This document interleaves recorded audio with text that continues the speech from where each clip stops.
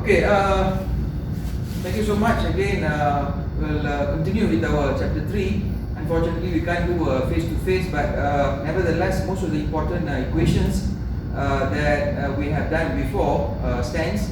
It is more into summing up some graphics, some depth understanding with the engine system in coming, I think, lectures that we want to see.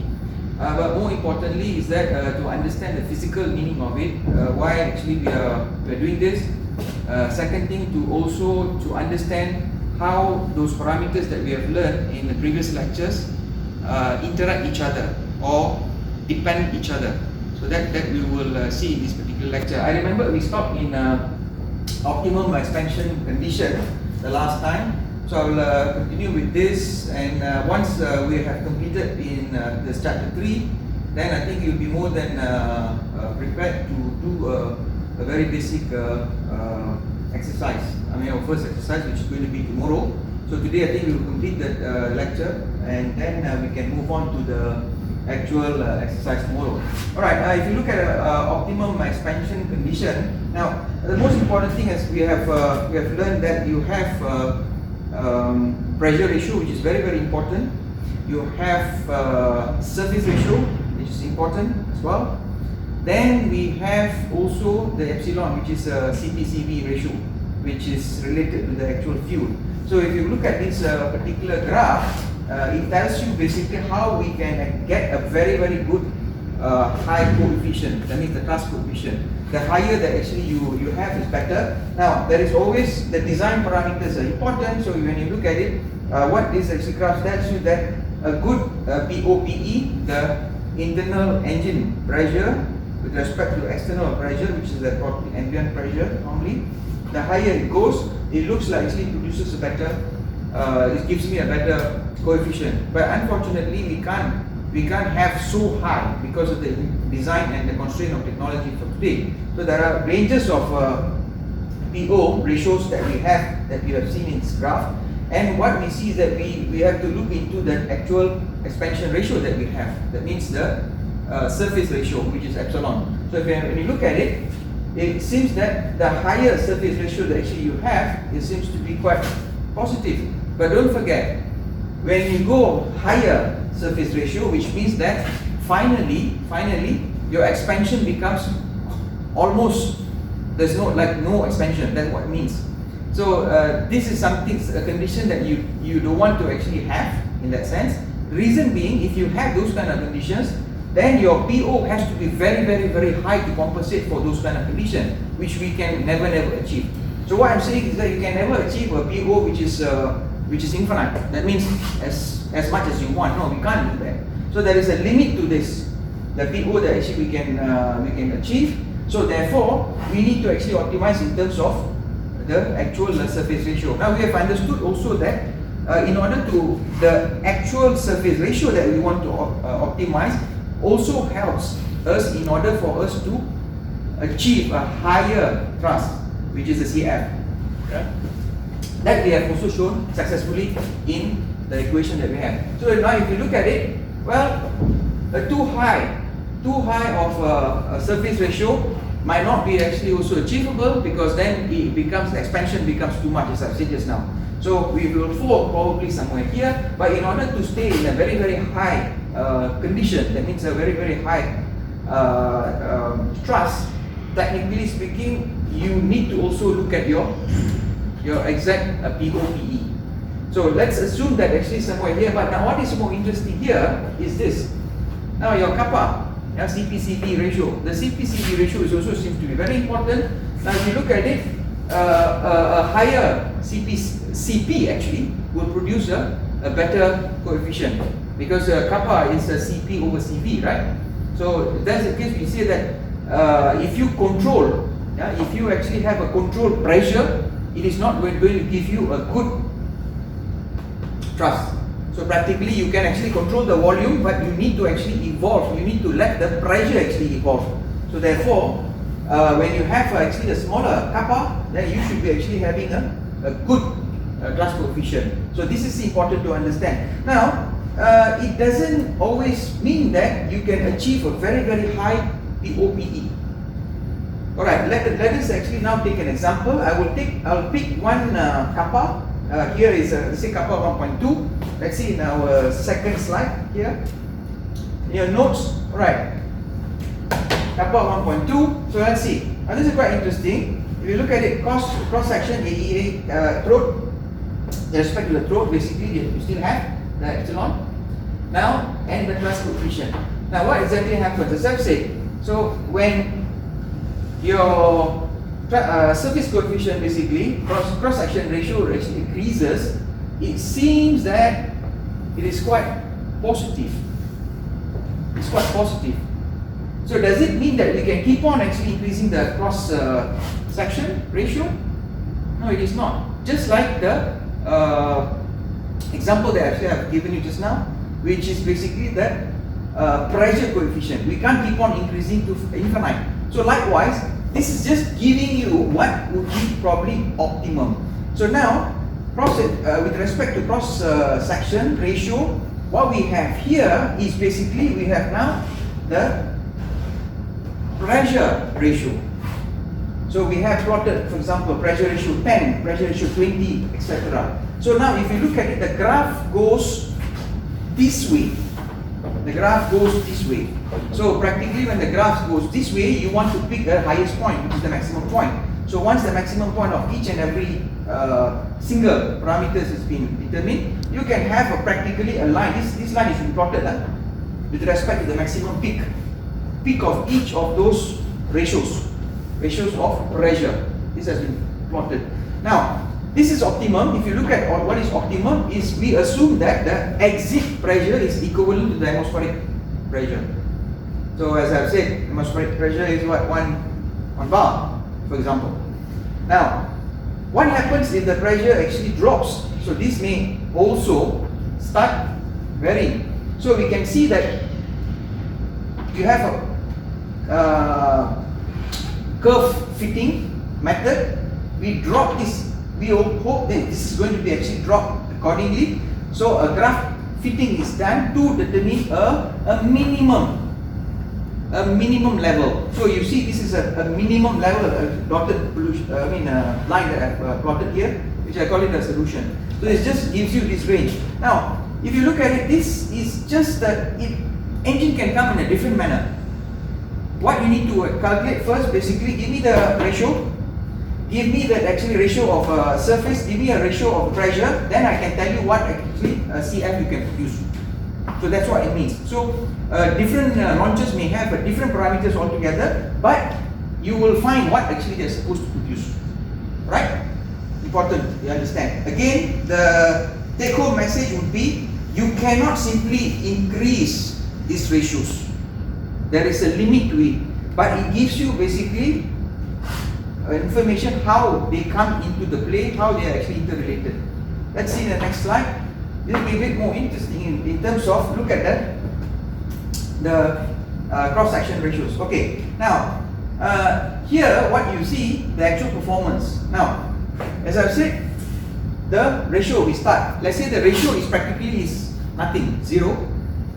So you have somewhere infinite there, alright? Then you start having the ratios. What ratios? Basically the pressure ratios. Okay.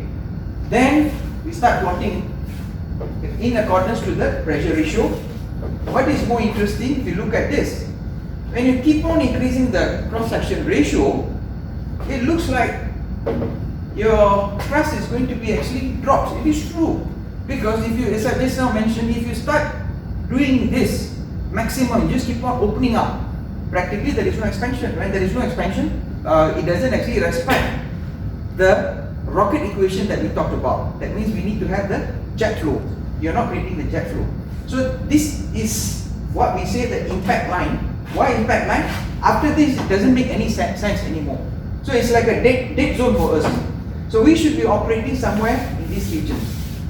Okay? Again, same.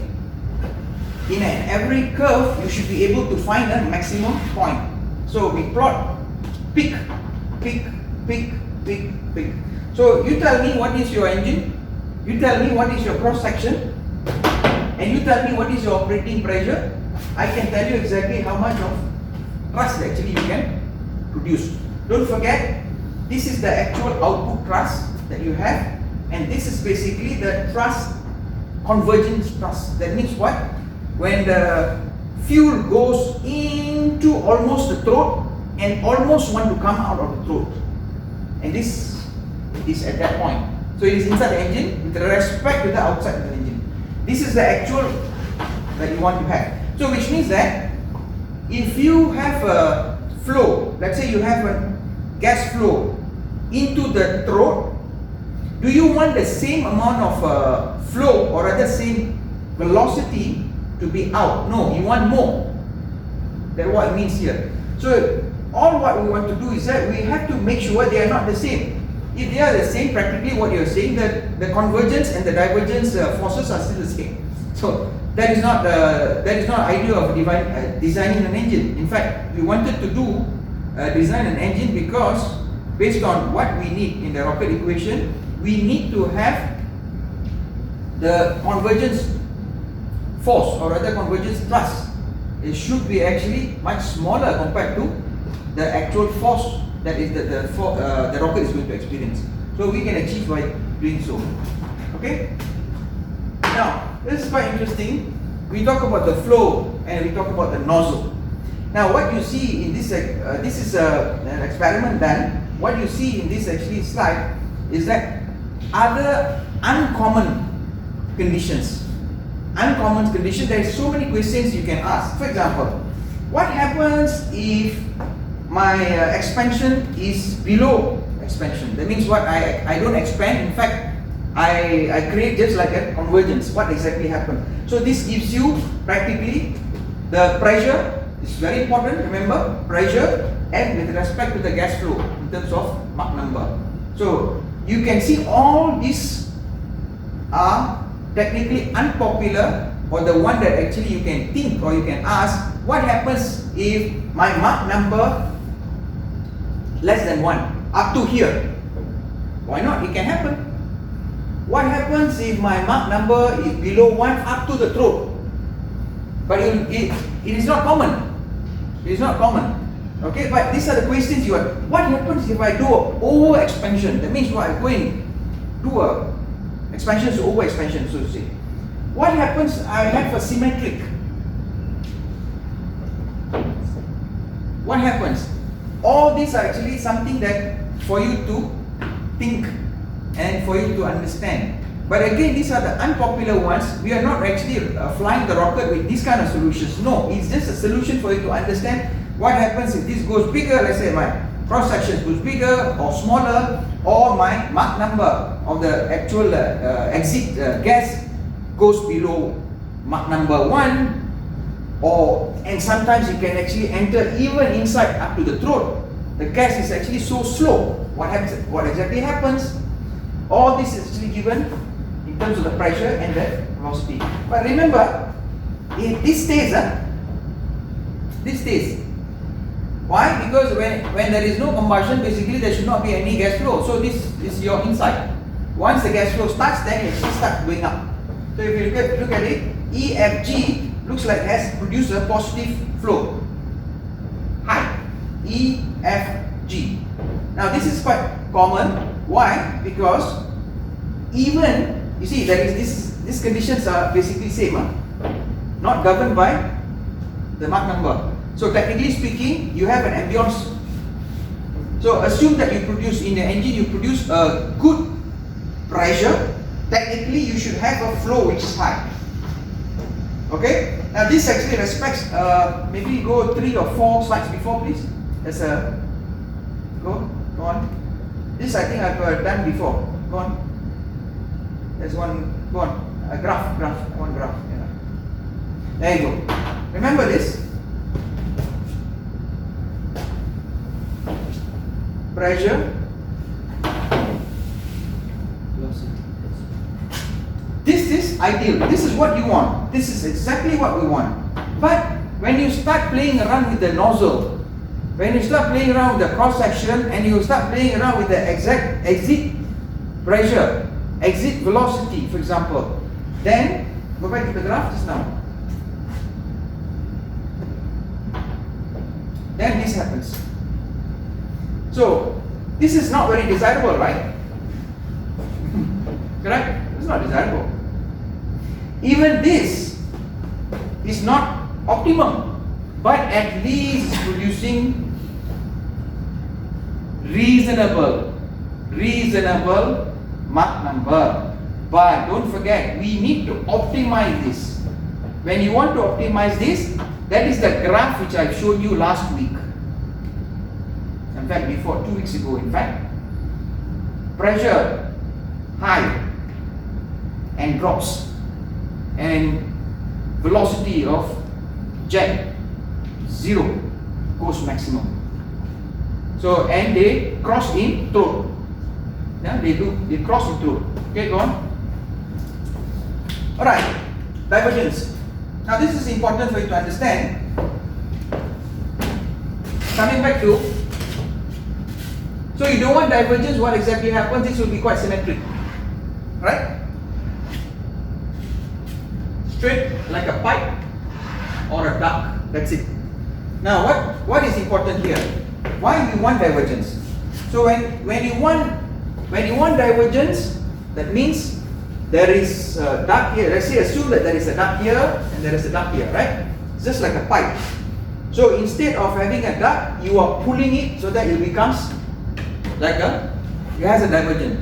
So don't forget, when you have divergence, there is also losses, because the flow here, it is not parallel to the axis. Okay? Obviously you will have the losses because it is the loss of angle for sure. And here I have also given you what are the angle, typical angle, and what are the losses basically. Okay? When you have a zero angle, practically there won't be any loss. When there are angles like this, there is zero angle, there won't be any loss, because look at this component. But when now that basically it is down, or rather it has a divergence, you should have losses. But never confuse. Never get confused. These losses that you have are not the actual, it is not actually a negative loss, I would say. Remember, if this was just a duct like this or just a pipe, these losses don't exist, you know. But what we have done, what exactly that we have done in rocket is this. Instead of actually having just a pipe like that or a duct, we have just opened up the exit. So when you open up the exit, what exactly mean? There is an extra area that you have brought in or introduced.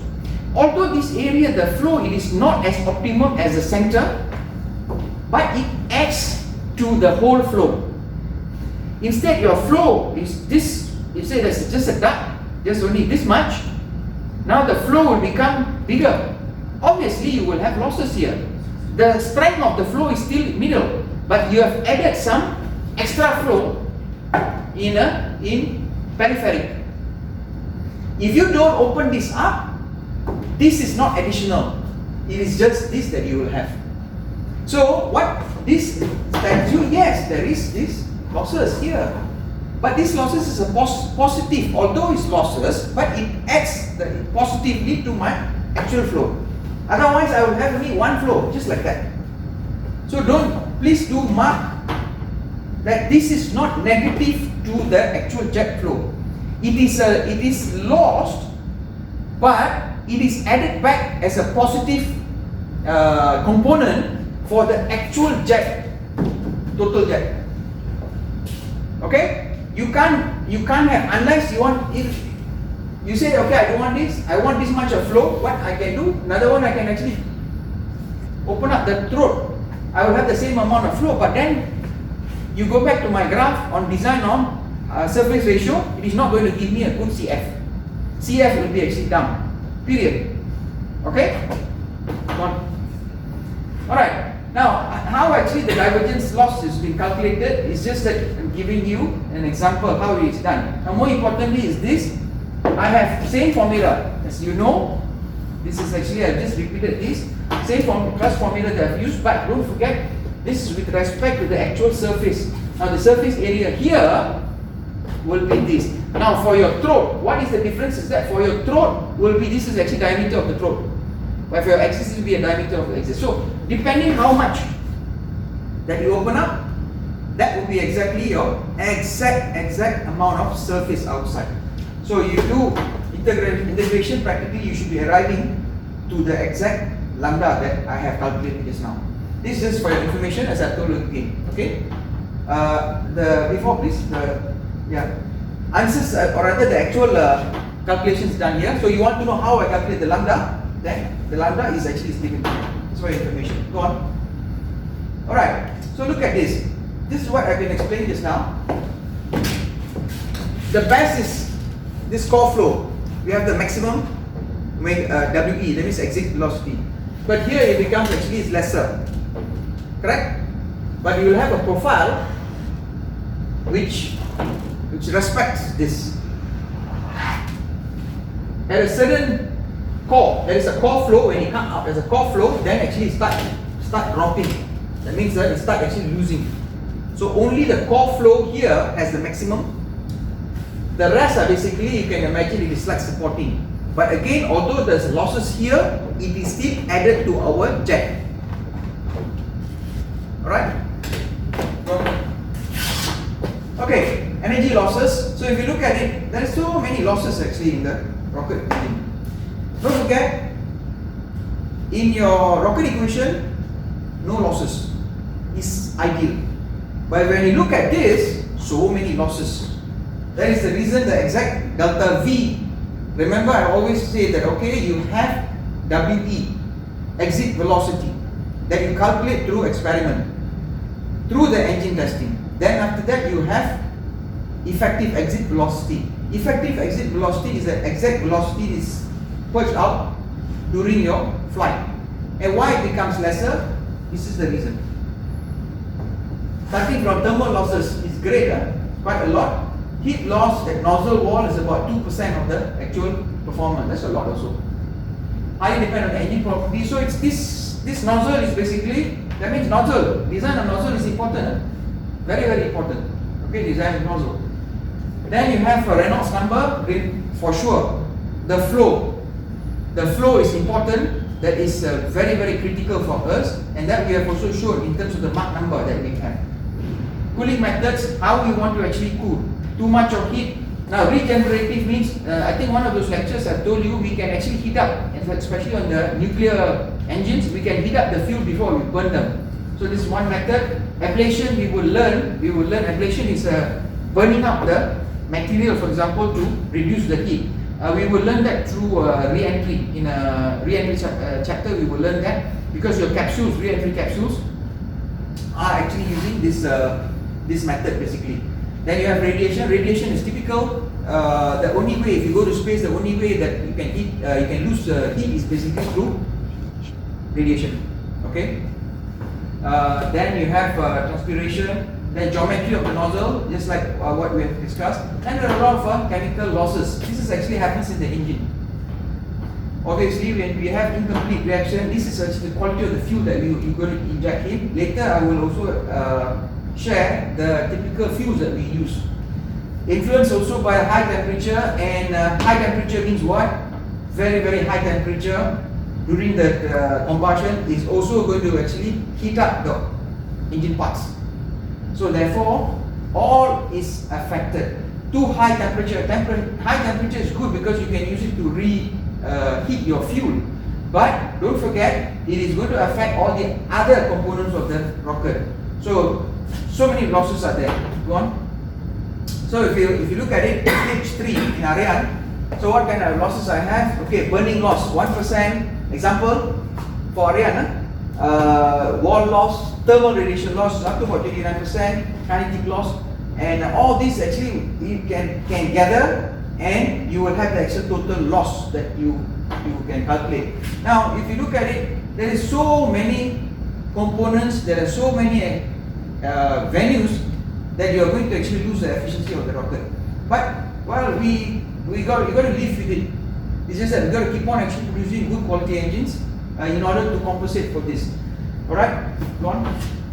All right. Now, if you look at nozzle losses, what I'm doing here, classification, bigger chemical means what? Engine. Bigger chemical engines, smaller chemical engine, nuclear thermal engines, electrical engines.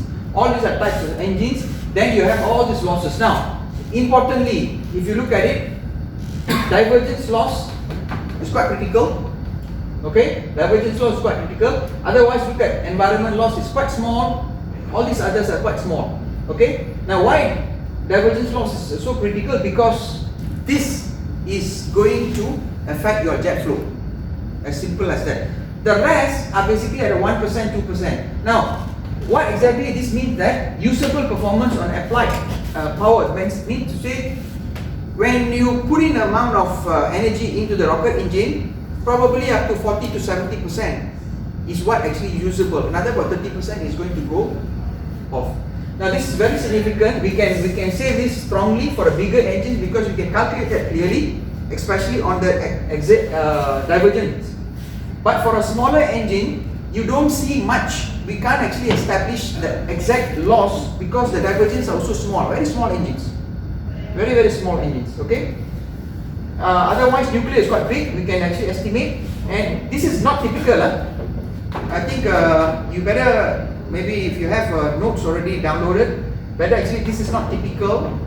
The typical examples that we are going to actually use or we always encounter is basically this one, bigger one, okay? Bigger chemical engines. Because smaller chemical engines, well, it's not really effective in fact.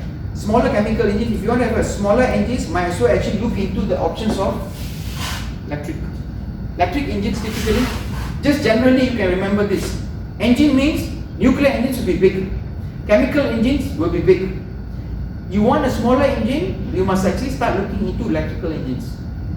Remember, electrical engines, you don't have a very special combustion needs. Different methods are actually used. And you don't have to actually have a huge amount of storage of fuel and for oxidators. You don't have to have that. Okay? Go on. Alright. Reactions. Typical. This is quite typical what exactly happens in chemical engine. I think the chemical formulas are quite clear for you guys. Now this is just to give you what kind of a delta WE max actually I can achieve with those kind of actually action or reactions. Okay. Beryllium, I think BE, you guys know beryllium. You use boron. Aluminium is very this is quite typical. Aluminium is quite typical. Later in solid boosters or solid propulsion system, we are going to use aluminium as well. It's quite common.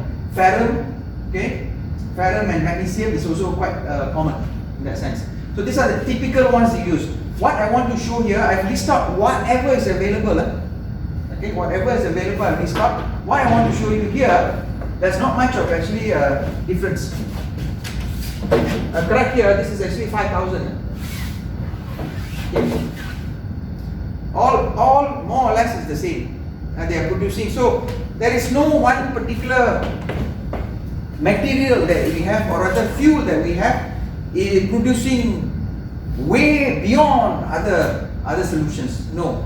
So now the question is that if my fuel is more like same, that means what, my CP/CV would be more like similar in that sense.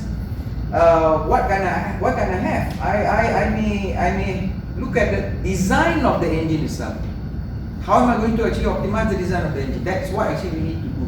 And for that we have all those formulations and formulas. Go on. This is liquid fuel. So liquid fuel, remember, please do understand, when you talk about fuel, especially chemical, when you talk about fuel, then you should have also oxidator.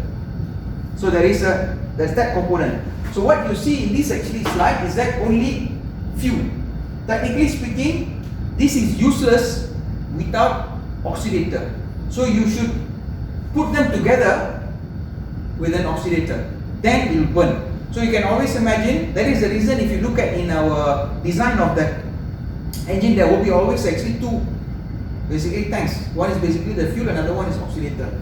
So hydrogen can be also very good fuel. This is most of the modern rockets are using hydrogen, but this is a supercritical state, liquid state. Then you have, this is okay, quite typical, hydrazine, very conventional fuel, until today it's been used as well. The others are, I'm going to, okay, please mark hydrogen, please mark hydrazine, please mark dimethylhydrazine. This is unsymmetric hydrazine, okay, popular. And this is the final one, also hydrazine, but this is actually monomethyl, MMH, okay. You can find this in most of the, quite typical, MMH is quite typical in satellites. You can find them in most of the satellites that's flying now, they use MMH as a fuel. So what we have given you here is that cryogenic stage.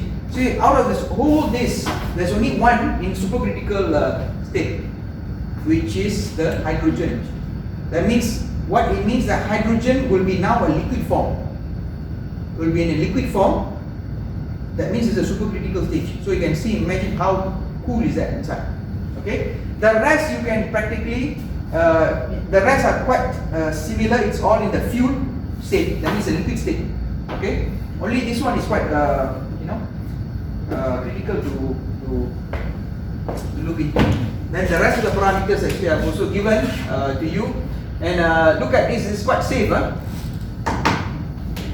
The boiling, and then it'll be safe basically. Although you have a heat, a lot of heat, etc., it is not going to actually cause you any problem. So almost as long as we don't mix with this oxidator, which is the oxygen, it's all safe more often than not.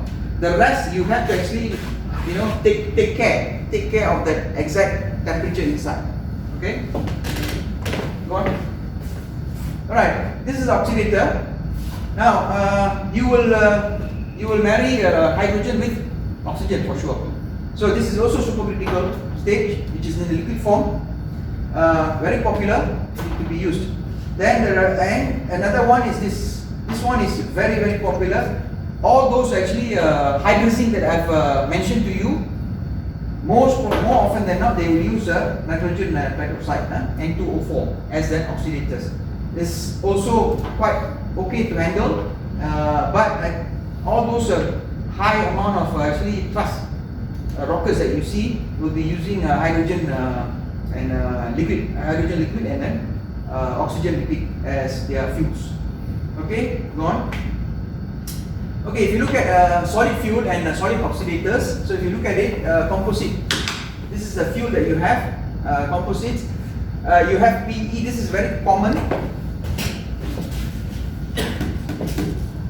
PE is very, very common. PB is also common. Polybutadiene. Well, it's also not very expensive. But remember, most of these combinations are heavily mixed with, more often than not, aluminium. A lot of aluminium. If you look at most of the launch site, you have a lot of traces of aluminium, especially when you start functioning the second stage. That means what? The booster together. Okay, second phase together. So more often than not, you will have a lot of traces of aluminium because of this additive. So this is quite typical. You can mark here, guys. Aluminium is very, very common. Let's say polybutadiene with aluminium mixture. Then the oxidator.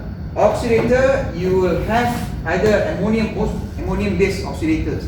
So these are the typical ones that you have in solid boosters. Now I haven't done a solid booster or rather solid propulsions exercise. We will do it in class. There is one equation, very famous equation that I need to introduce, Rock-Boodle equation. It's very straightforward. We will do that as a lesson, or rather as an exercise in coming classes. Okay, move on. So if you look at combination of solid and liquid fuel oxidators, don't forget, remember I told you in your exercises, the difference is that we have done the exercises and you've been exposed to all those actually phases, phase 1, phase 2, phase 3 rockets. And you know that there is words like solid booster, there is liquid engines, etc. But we want to actually know how basically this can be combined for sure. And in this actually engine, third chapter or rather engine lessons, then you can see how we can actually combine. So fuel. Now, if you have the fuel, if you look at a rocket, your fuel is liquid Then you have an oxidator, so you call what? Liquid fuel engine. Okay? You have a fuel, solid as a fuel, liquid as an oxidator, normal hybrid engine you call it. Don't forget. Then you have a fluid, solid, or rather, well, you can say it's also liquid. Then you have an inverse hybrid engine. We will see how this is done. Solid and solid, this is actually solid fuel engine. Now, important, this is the what we have done in exercise. Liquid. This is very typical, very common, very popular. All those space missions that actually you see today, especially Earth-oriented missions, liquid solution. The one that you have done in your exercise is liquid, and this one, solid liquid. Solid liquid basically, because your booster, remember, your booster is basically solid. So you have a mixture. Go on. I think that's all for the chapter 3. I think we have covered most of the thing. More importantly, the equations that actually we have treated in past lessons.